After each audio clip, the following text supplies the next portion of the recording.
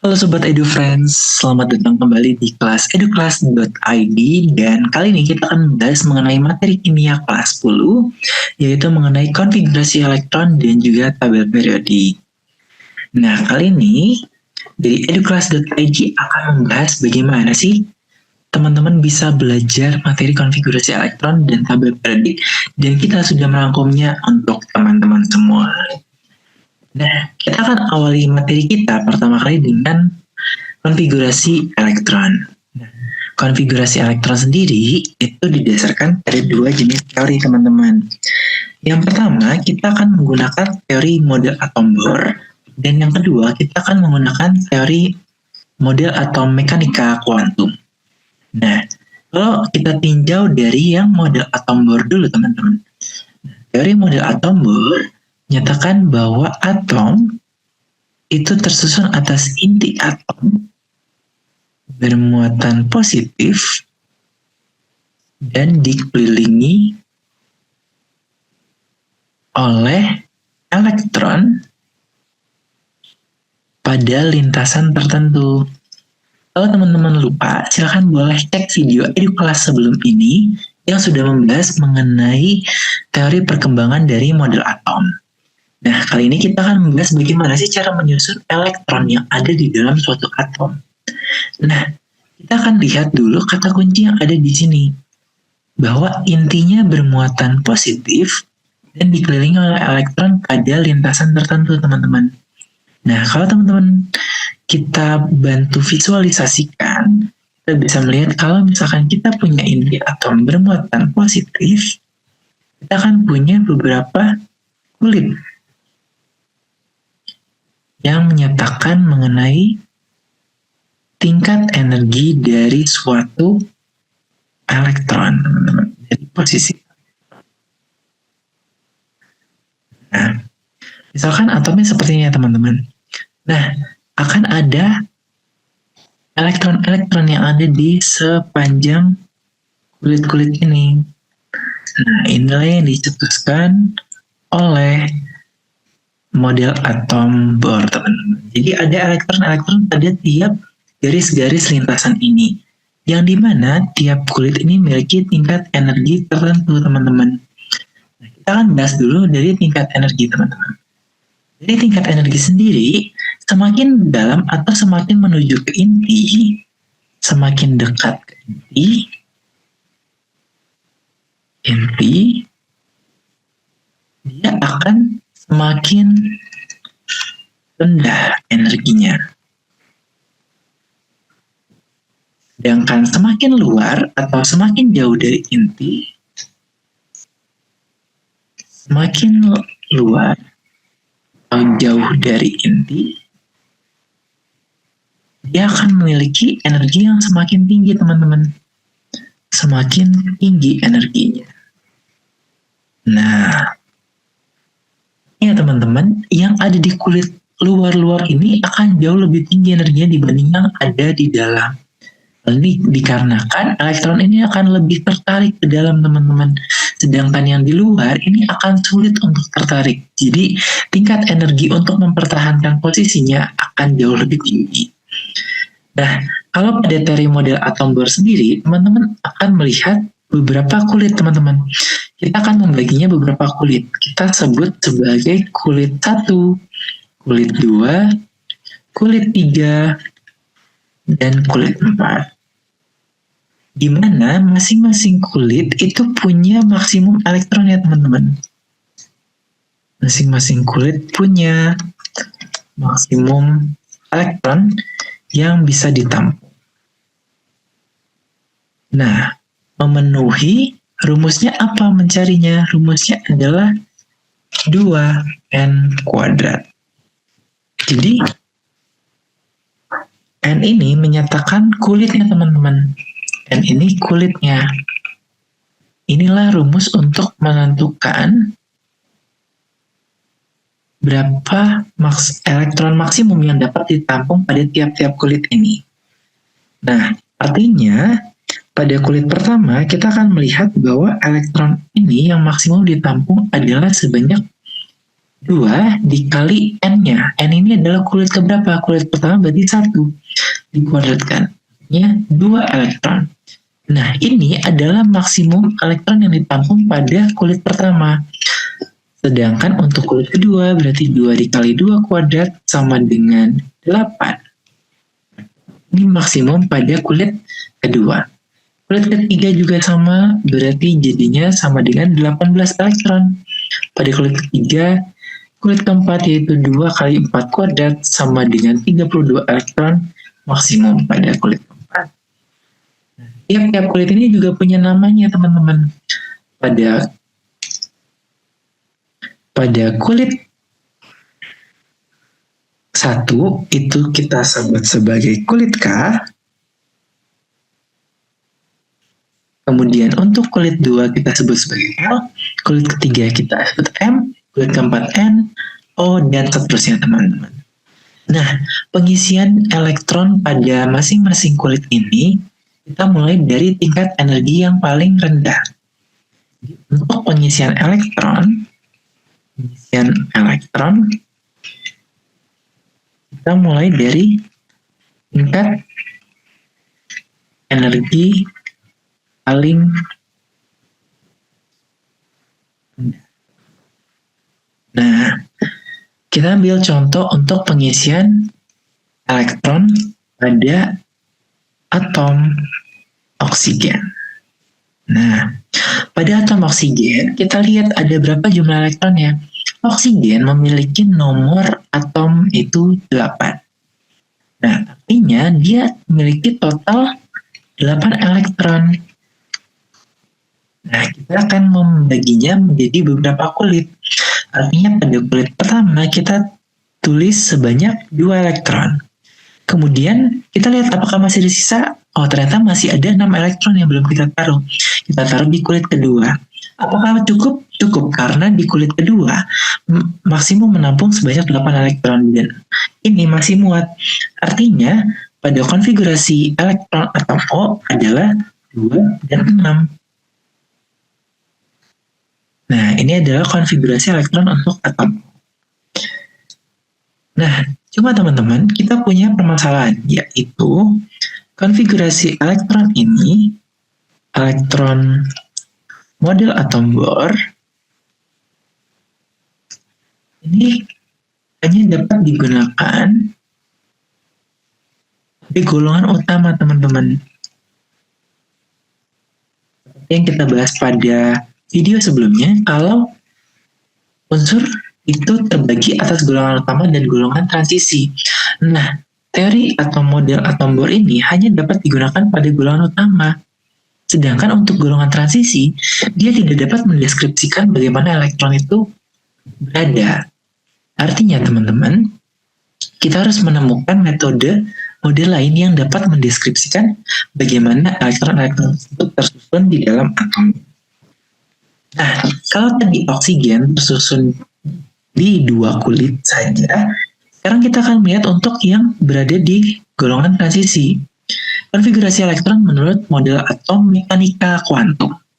Nah, pada konfigurasi atom model mekanika kuantum, teman-teman, kita akan mengenal yang namanya kulit yang tersusun atas beberapa subkulit, dan subkulit ini tersusun atas orbital-orbital, teman-teman. Seperti yang kita bahas pada video sebelumnya, bahwa orbital-orbital ini adalah kemungkinan tempat ditemukannya elektron, teman-teman. Kita dapat menemukan elektron di orbital-orbital ini. Ya, dia bukan lagi berupa kulit seperti di kasus ini, namun dia akan menjadi bentuk orbital-orbital, teman-teman. Nah, orbital-orbital pada model atom mekanika kuantum itu ada beberapa. Pertama kita kenal dengan orbital S. Orbital S ini berbentuk seperti bola. Bola 3 dimensi ya teman-teman bolanya. Kemudian untuk orbital P, kita melihat bentuknya seperti bentuk dasi kupu-kupu. Dan orbital P sendiri ada punya 3 jenis teman-teman.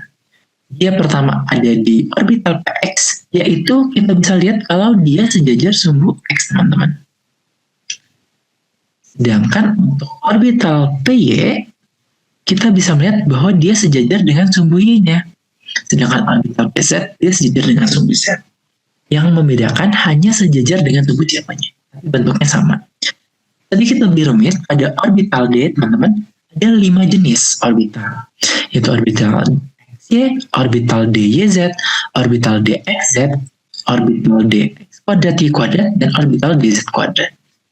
Kalau pada orbital D sendiri, teman-teman akan melihat bahwa dia diapit, teman-teman. Untuk orbital DXY, artinya dia diapit oleh X dan Y.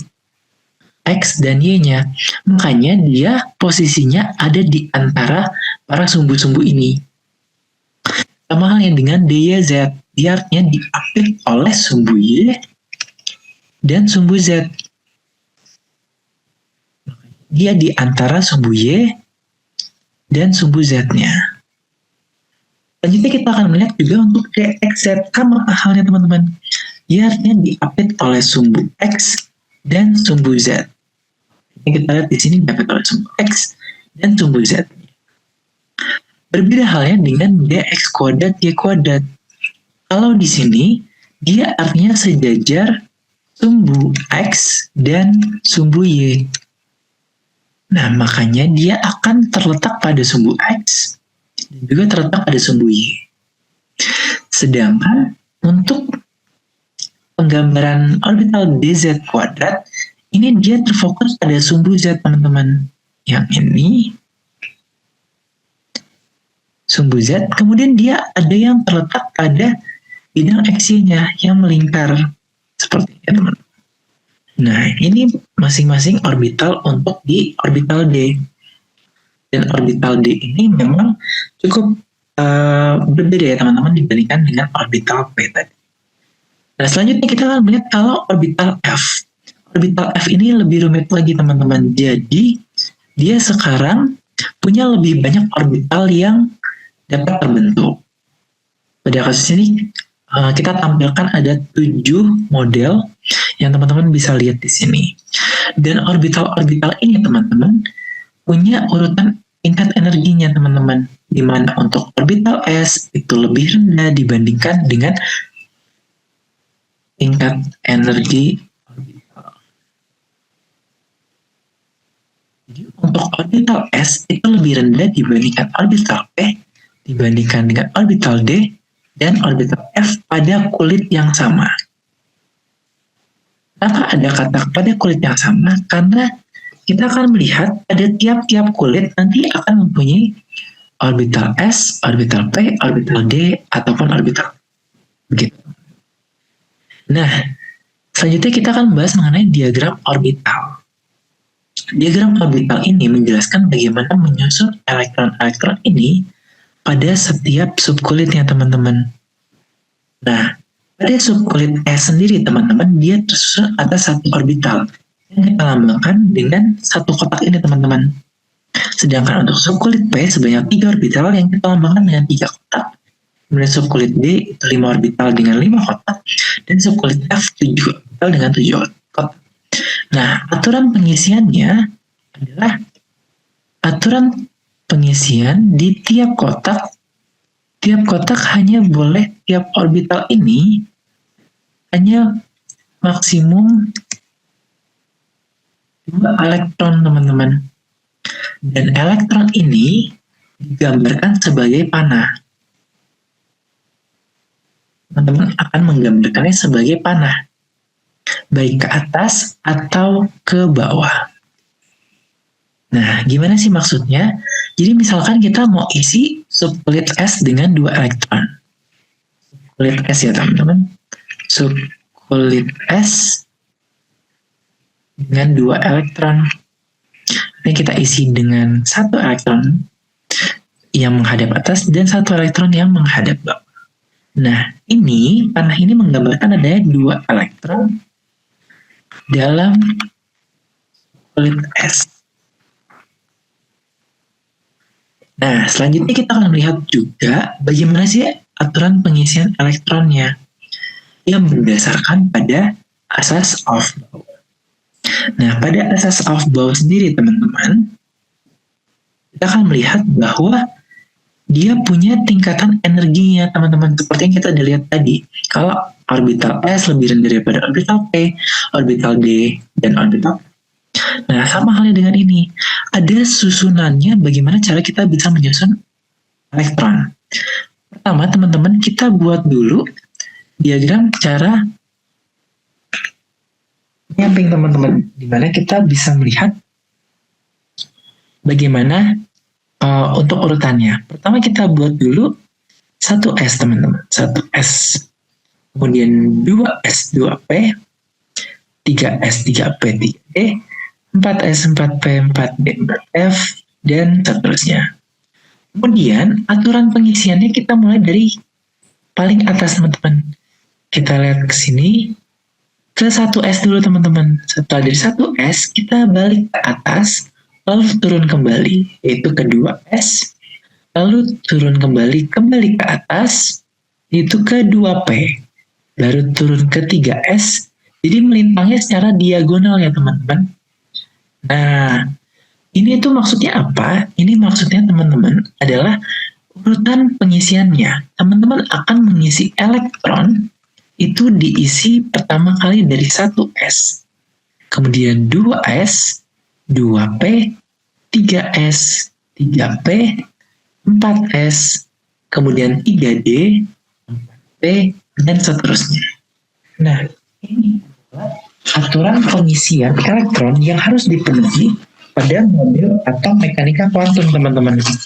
Jadi, teman-teman mengisi elektronnya secara sesuai urutan ini. Nah, contohnya gimana? Contohnya kita mau mengisi untuk oksigen ya, teman-teman. Kita ambil contoh yang sama untuk oksigen. Kalau tadi di model atom Bohr kita tuliskan hanya sebagai 2 dan itu. Nah, kalau di model atom mekanika kuantum kita tuliskan sesuai dengan urutan ini, teman-teman.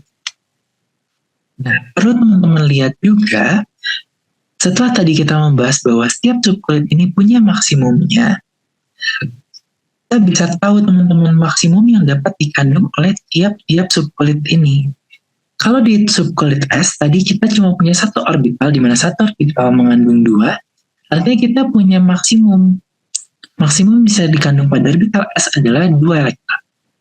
Sementara pada orbital P, karena kita punya 3 kotak, artinya 3 kali 2, yaitu 6 elektron. Kemudian pada orbital D, yaitu 5 kali 2, yaitu 10 elektron. Dan orbital F ada sebanyak 7 kotak, yaitu 14. Nah, ini adalah jumlah maksimum. Artinya, kita bisa mengisi masing-masing ini 1S sampai 2, kemudian 2S sampai 2, 2P sampai 6, 3 sampai 2, 3P sampai 6. Ini adalah maksimum yang dapat diisi, teman-teman. Kita akan contohkan bagaimana cara membuat konfigurasi elektron dari oksigen pada model atau mekanika kuantum. Kita mulai dulu dari yang tingkat energi paling rendah, yaitu 1S2. Nah, kita isikan sebanyak 2, karena maksimum di 1S adalah 2. Artinya di sini sudah ada 2 elektron, teman-teman. Kemudian kita masih kurang berapa? 6 elektron belum ditempatkan. Selanjutnya kita masukkan pada kulit tingkat energi selanjutnya, yaitu 2S2. 2S, lalu kita masukkan sebanyak 2. Artinya di sini sudah ada 2 elektron. Kemudian di sini sudah terpakai total 4 elektron. Sementara masih ada 4 elektron lagi yang belum ditempatkan. Kita taruh di subkulit selanjutnya, yaitu 2P. 2P, karena kita cuma punya sisa 4 elektron yang belum ditempatkan, maka kita tulis sebagai 2S, 2P4. Nah, kalau teman-teman perhatikan, kita bisa melihat sebenarnya di sini itu sama antara model atom Bohr dan mekanika kuantum. Bahwa pada kulit pertama dia ada 2, dan kulit kedua dia ada 6. Sama halnya dengan model atom mekanika kuantum. Pada kulit pertama dia ada 2, pada kulit kedua dia ada total 2 dan 4 elektron. Jadi ada 6 elektron pada kulit kedua. Karena di sini teman-teman bisa melihat kalau angka-angka yang ada di depan S dan P ini menyatakan kulit keberapanya. Itu teman-teman. Jadi begitu cara aturan pengisian elektronnya. Nah, Selain itu, kita harus juga memenuhi beberapa aturan, yaitu pada kaidahan di mana kalau ada orbital dengan tingkat energi yang sama, konfigurasi elektronnya dengan energi terendah itu wajib memiliki jumlah elektron yang tidak berpasangan yang maksimum. Maksudnya gimana? Kalau misalkan teman-teman nanti punya pengisian pada 3 orbital, teman. Sementara yang mau diisi elektronnya ada sebanyak 4 elektron pada subkulit P. P ini memiliki 3 kotak. Nah, artinya teman-teman harus buat dia seminimal mungkin berpasangan. Jadi teman-teman isikan terlebih dahulu secara satu arah, secara masing-masing sendiri. Itu satu. Nah, sekarang kan baru 3 ya teman-teman. Nah, sementara di sini ada 4 elektron, artinya teman-teman baru boleh tambahkan di sini yang berpasangan. Tapi yang tidak berpasangan di sini ada 2 teman-teman. Nah, teman-teman bisa melihat bahwa yang berpasangan ini kita minimalkan, kita harus sebar dulu. Sebar secara merata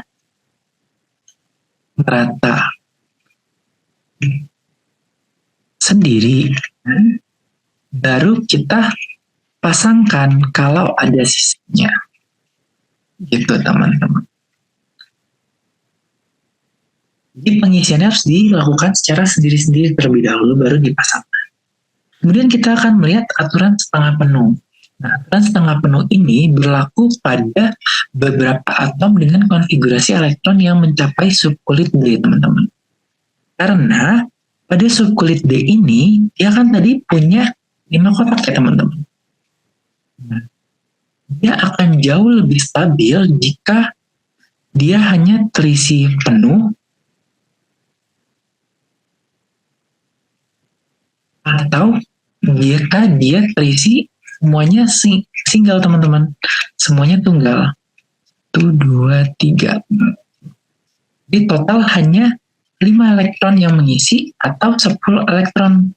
Jadi kalau di sini penuh, kalau di sini setengah penuh. Makanya nama aturannya adalah aturan setengah penuh.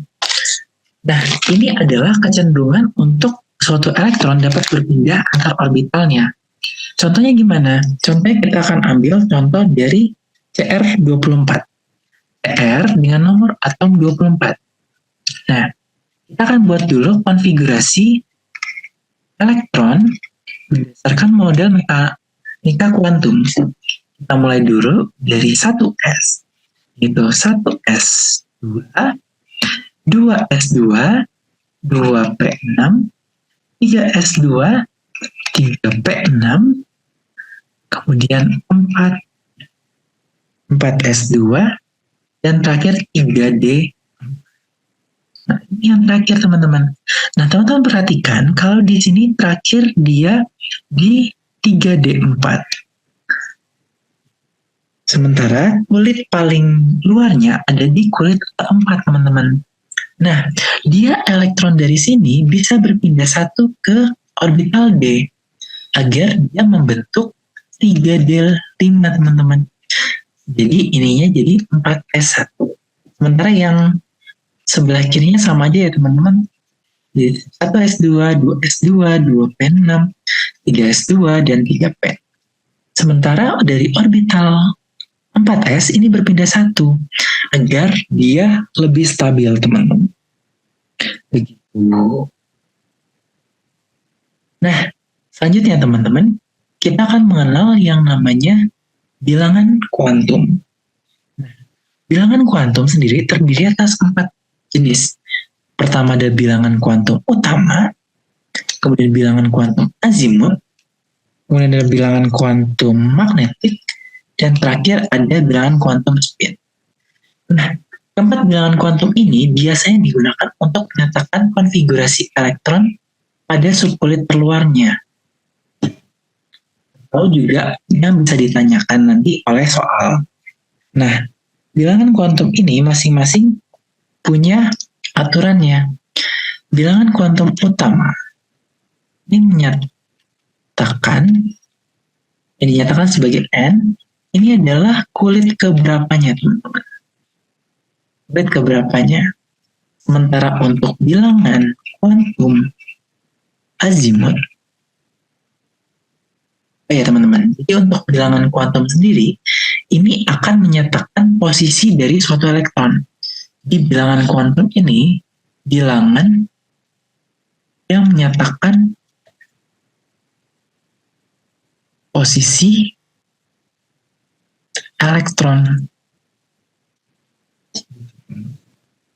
Dan pada bilangan kuantum sendiri, itu tidak mungkin, ukurannya adalah tidak mungkin adanya elektron dengan 4. Bilangan kuantumnya sama persis. Nah, ini aturan yang wajib dipenuhi, teman-teman. Kita kembali lagi dengan bilangan kuantum azimut. Bilangan kuantum azimut sendiri, kita akan lihat kalau dia menyatakan pada orbital mana dia ditempatkan. Jadi untuk masing-masing orbital, teman-teman. Bukan orbital, teman-teman. Jadi untuk bilangan kuantum azimut sendiri menyatakan pada subkulit yang mana dia ditempatkan. Pada subkulit yang berbeda, dia memiliki nilai yang berbeda juga, teman-teman. Bilangan kuantum azimut ini dinyatakan sebagai L. Nah, kalau misalkan dia pada subkulit S, L-nya adalah 0. Sedangkan pada subkulit P, dia L-nya adalah 1. Subkulit G, L-nya adalah 2. Dan subkulit F, L-nya adalah 3. Bilangan kuantum azimut ini menyatakan pada subkulit mana dia terletak. Nah, selanjutnya kita akan melihat bilangan kuantum magnetik. Bilangan kuantum magnetik ini menyatakan pada orbital mana elektron terletak. Jadi pada orbital yang mana? Nah, kalau tadi kita kenal bilangan kuantum azimut sebagai L, kita kenal kuantum mekanik sebagai M, dan kita akan melihat, teman-teman, bahwa setiap subkulit ini sebenarnya punya rentang bilangan kuantum. Rentang bilangan kuantum, di mana rentangnya dari minus L sampai ke positif L. Maksudnya gimana? Jadi untuk subkulit S, kita mulai dari subkulit. Subkulit S, dia akan memiliki bilangan magnetik itu dari 0. Karena minus 0 dan plus 0 kan sama ya, teman. Jadi dia hanya punya satu bilangan kuantum magnetik. Sementara untuk subkulit P, dia punya 3, itu minus 1, 0 sampai 1. Subkulit D, ini dari minus 2, dan 1, 0, 1, dan untuk subkulit F, dia memiliki 5, berarti dia memiliki 3 di sini bilangan azimutnya. Awalnya 3, berarti dari minus 3, minus 2, minus 1, 0, 1, 2. Apa sih arti dari angka-angka ini? Kalau teman-teman lihat tadi di sini, kita punya pada tiap-tiap subkulit, kita punya berapa banyak orbital. Nah, ini sama, teman-teman. Jadi tiap-tiap bilangan kuantum magnetik ini menyatakan pada orbital mana. Kalau pada S, dia cuma punya 1 orbital. Kalau pada P, dia punya 3 orbital. Kalau pada D, dia punya 5 orbital. Kalau pada F, dia punya sebanyak 7 orbital. Nah, inilah yang menyatakan posisinya, teman-teman.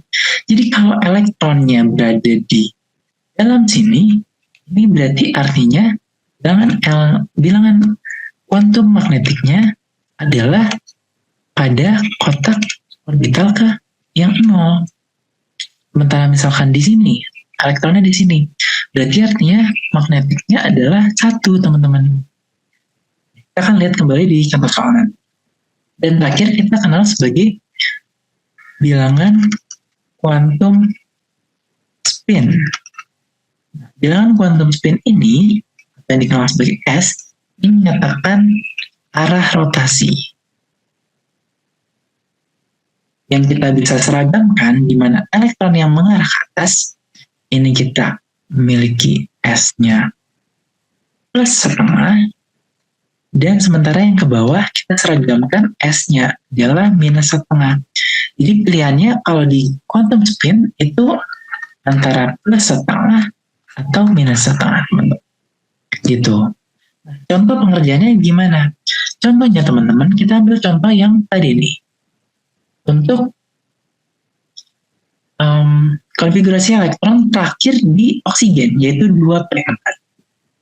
2p4, teman-teman. 2p4. 2p4 ini konfigurasi elektron terakhir dari oksigen. Nah, pada konfigurasi terakhir dari oksigen ini kita akan cari keempat bilangan kuantumnya. Berarti kita cek pada 2p4, kita punya bilangan kuantum utamanya adalah besar kulitnya. Kulitnya itu kulit kedua. Kemudian untuk azimutnya adalah lihat subkulitnya. Pada subkulit P berarti dia 1, teman-teman. Berarti dia 1 L-nya. Kemudian magnetiknya. Oke, pada P, subkulit P dia punya 3 orbital, teman-teman. Di sini. 3 orbital. Nah, kita isikan dengan 4 elektron yang ada di sini. 4 elektron. Kita isikan dari yang paling kiri terlebih dahulu. Menurut sesuai dengan aturan di atas, kalau kita harus isinya secara sendiri-sendiri. 1, 2, 3. Lalu kita pasangkan 4. Jadi konfigurasi elektron terakhir ada di M sama dengan yang minus 1. Berarti M-nya sama dengan minus 1. Dan karena dia mengarah ke bawah, maka spin-nya adalah minus setengah. Dan ini adalah jawaban dari keempat bilangan kuantum pada konfigurasi elektron terakhir dari oksigen. Bilangan kuantum konfigurasi elektron terluar dari oksigen. Gitu contoh untuk penulisan bilangan kuantum. Nah, selanjutnya kita akan membahas mengenai konfigurasi elektron dari gas mulia. Di mana konfigurasi elektron pada gas mulia sendiri, ini dia memiliki elektron valensi yang oktet, teman-teman, atau jumlahnya 8. Kecuali helium, dia duplet. Nah, teman-teman bisa lihat kalau di helium, neon, argon, krypton, dan ini akan memiliki konfigurasi elektron sebagai berikut. Helium berarti ada di 1s2, 2 ini 10, 18, 36, 54, dan juga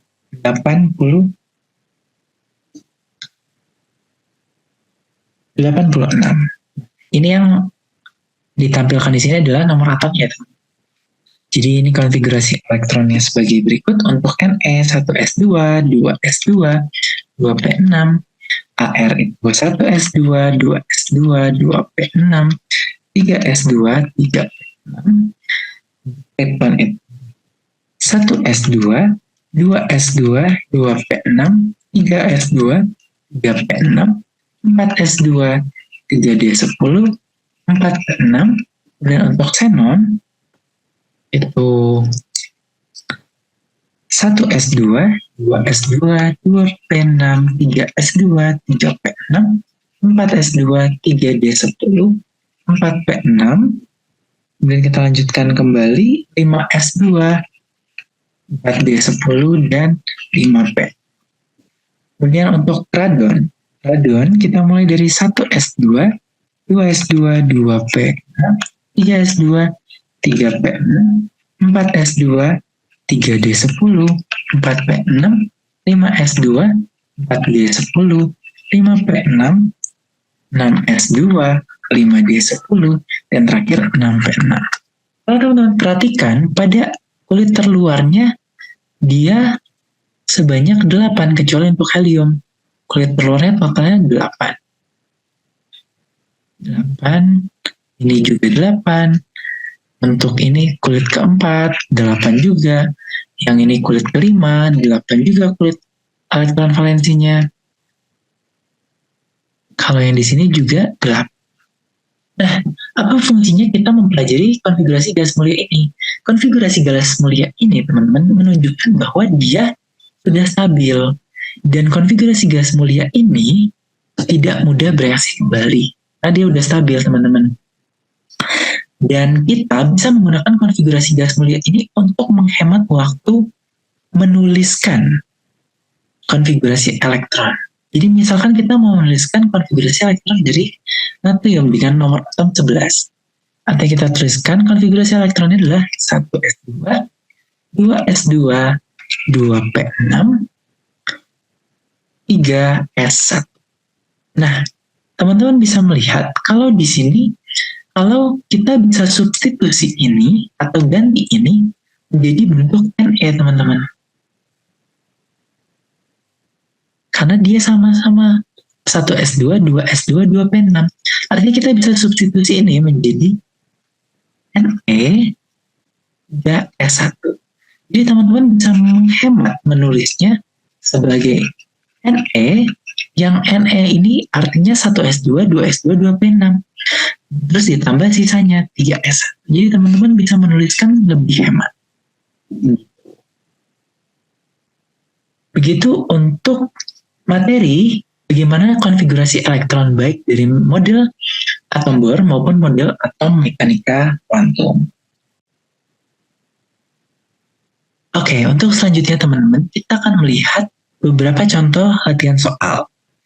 Untuk soal pertama, letak unsur dan konfigurasi elektron yang tepat untuk unsur 19, untuk unsur X dengan nomor atom 19 adalah, nah, kita juga diberitahu bahwa nomor atom dari AR adalah 18.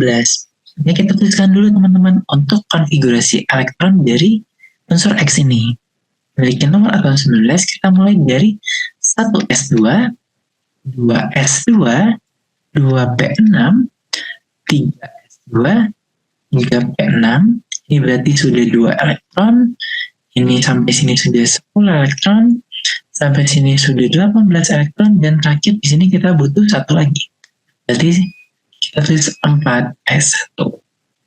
Nah, kemudian kita tahu bahwa yang sampai 18 elektron ini adalah konfigurasi dari AR. Berarti kita bisa persingkat menjadi AR 4s1.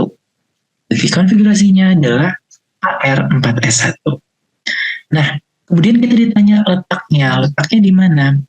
Untuk golongan, teman-teman tinggal lihat elektron valensinya.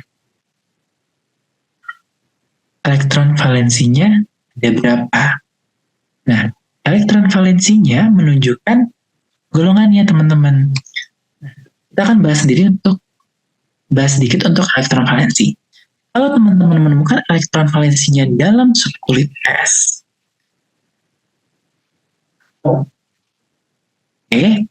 ini artinya dia termasuk dalam golongan utama, teman-teman.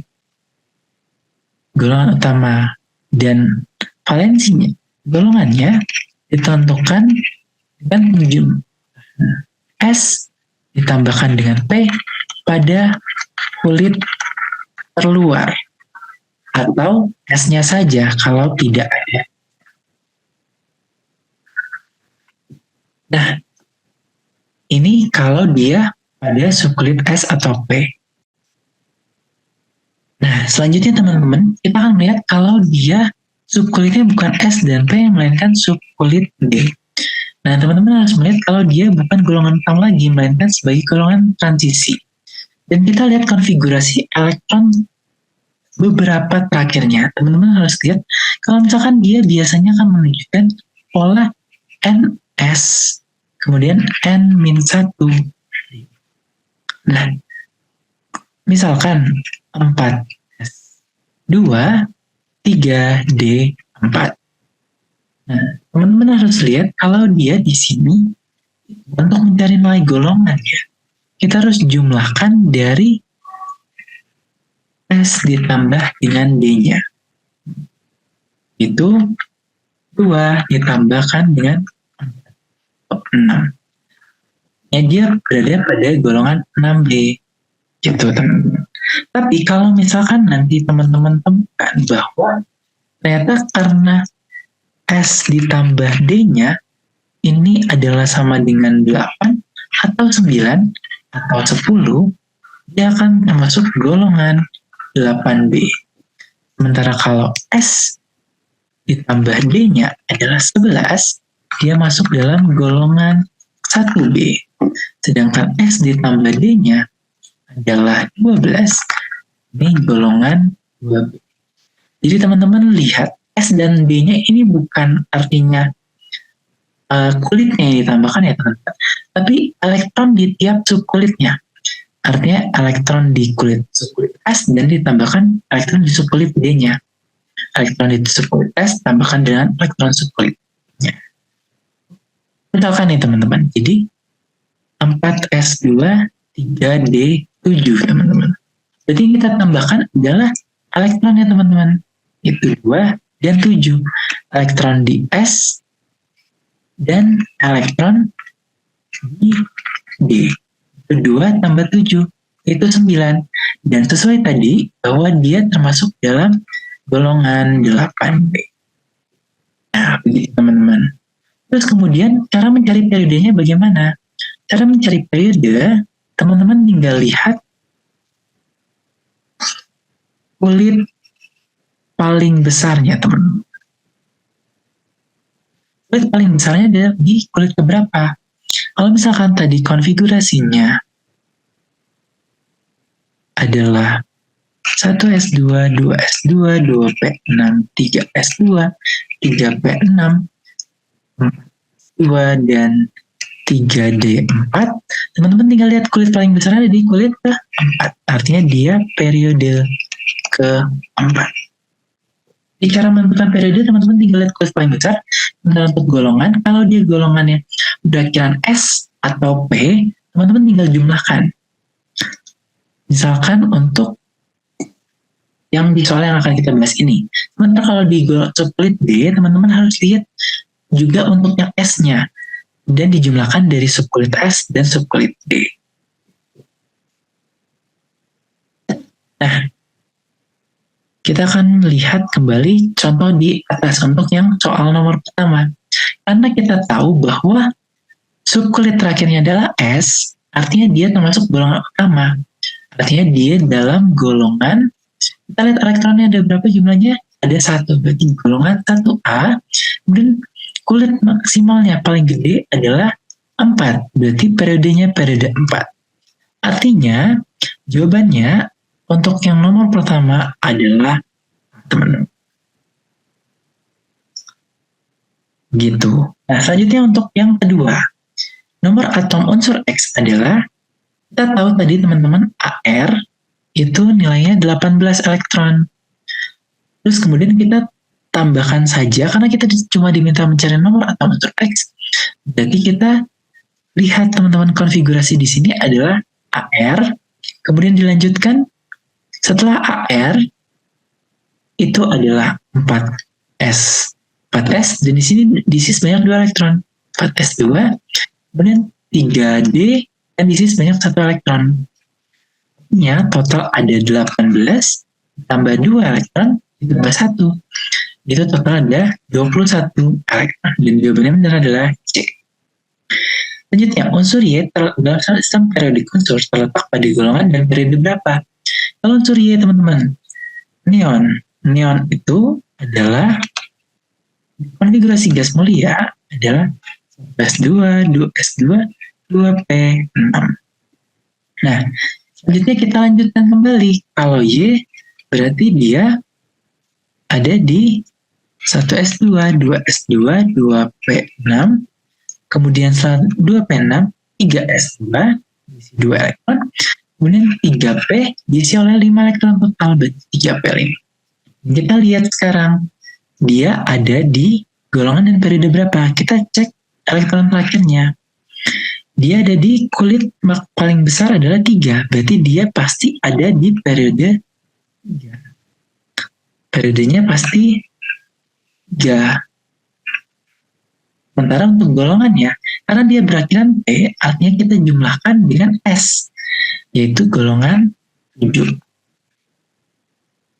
Ini dia ada di golongan 7A periode 3. Selanjutnya, konfigurasi elektron atom Mn dengan nomor atom 25 berdasarkan aturan of Bohr adalah kita mulai dari 1s2 untuk Mn dengan nomor atom 25, kita mulai dari 1s2, 2s2, 2p6, 3s2, 3p6, kemudian kita lanjutkan kembali dengan 4s2, ini berarti sudah 2 elektron, di sini sudah 10 elektron, 18 elektron, 20 elektron, kemudian kita lanjutkan dengan 3D. Lanjutkan dengan 3D5. Jadi konfigurasi elektron yang benar adalah yang A. Lanjutkan, dalam nomor atom X dengan nomor atom 35, bilangan kuantum untuk elektron terakhirnya adalah, kita harus lihat kalau dia nomor atom 35, kita buat dulu konfigurasi elektronnya. Yang bisa kita persingkat dengan konfigurasi gas mulia tadi. Dengan menggunakan konfigurasi gas mulia dari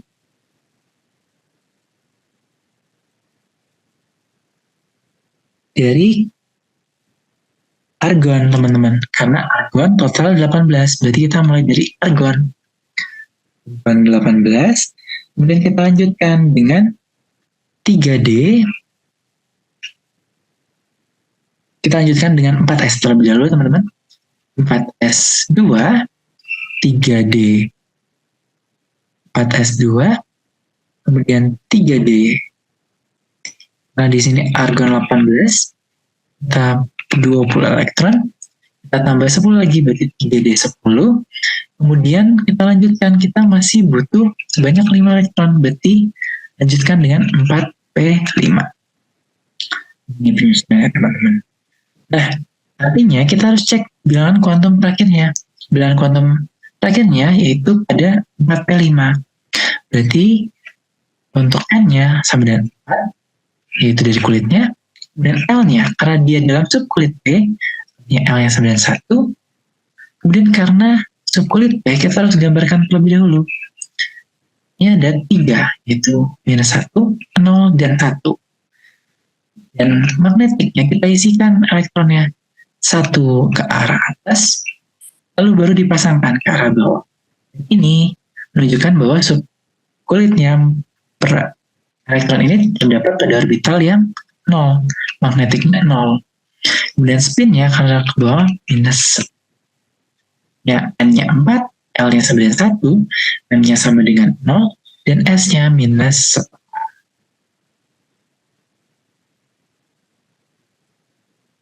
Artinya jawaban yang benar adalah ini ya, teman-teman. C. Yang benar adalah C. Atau D juga sama. Nah, kebetulan di soal ini sepertinya ada typo ya, teman-teman. Selanjutnya, untuk terakhir, konfigurasi elektron di bawah ini yang menunjukkan konfigurasi elektron gas mulia. Nah, kalau teman-teman diminta untuk mengecek apakah konfigurasi elektron gas mulia atau tidak, teman-teman tinggal lihat di kulit terakhirnya, apakah dia sudah oktet atau belum. Oktet itu 8 ya, teman-teman. Karena di sini baru 2, untuk yang B kita lihat, dia sudah 8 pada kulit ketiga. Jadi, ini adalah konfigurasi elektron gas. Jadi, teman-teman, inilah yang sudah kita bahas, bahwa konfigurasi elektron bisa kita tentukan mengenai penyusunan elektron menggunakan model atau mekanika kuantum, dan dapat kita persingkat juga dengan konfigurasi dari gas mulia. Demikian penjelasan dari educlass.id, teman-teman EduFans. Semoga teman-teman EduFriends dapat semangat belajar kimianya. Terima kasih dan telah menyaksikan, semoga membantu dan sampai jumpa di video selanjutnya.